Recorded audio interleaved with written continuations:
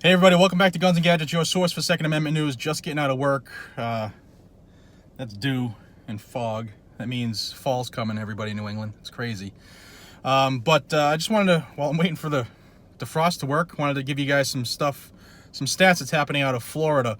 If you're a member of this channel, you've seen how many videos I've done about the red flag laws and the red flag bills or the extreme risk protection order or whatever your state chooses to call it.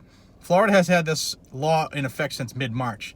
And since that passed, since the governor signed that, as of July 24th, there have been 467 risk protection cases filed.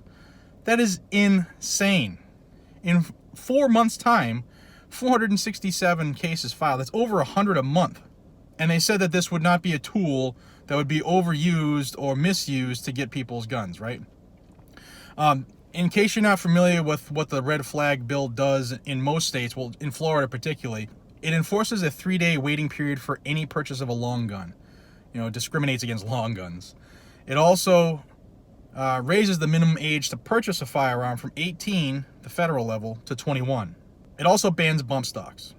And according to Sergeant Jason Schmittendorf, sorry if I screwed up your name, sir, but he works out of Pinellas County Sheriff Office. He said roughly 200 firearms have been confiscated since the law was enacted, and around 30,000 rounds of ammunition have been taken.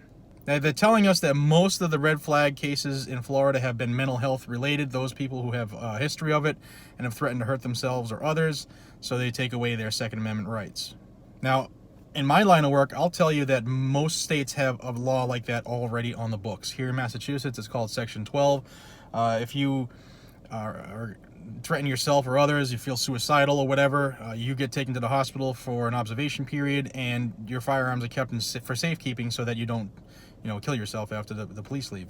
And then your LTC goes under review based on, what actually happened. And it's already a lawful way to deal with the case, do with the situation. It's already on the books in almost every state. Now, I don't know the laws for every single state, but I would venture to say that every state probably has a very similar law.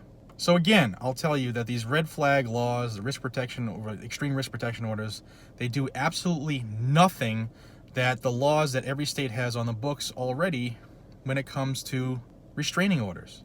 If you prove that you're a risk to somebody, in every state right now, you get a restraining order and they seize your firearms until the case is done or you prove that you're innocent. And this case, the red flag bills do absolutely nothing other than to take your Second Amendment right you're away from you forever. In some cases, they don't even tell you if you can appeal. They keep it hidden from you, make you fight. That's not the way it works, ladies and gentlemen. There's a thing called due process for a reason, and this is the reason right here. Now, as I'm filming this, 13 states have enacted a red flag law, and almost every other state, it's coming. It's already been filed, or it's written and hasn't been submitted, hasn't been given a number yet, or they're waiting for the summer session to end or the summer break to end so that they can institute it into the process in the state legislature. So it's coming. Pass this along. I'll tag a couple videos flying above my head regarding some other red flag videos I've done. It's good reading. If you're not familiar with what it is, get familiar with what it is because it's coming to a state near you. All right, I hope you guys have a great day. I'm going to go home and go to sleep until we see each other again. This is Jared from Guns and Gadgets. Be safe, stay vigilant, carry a weapon. Take care, everybody.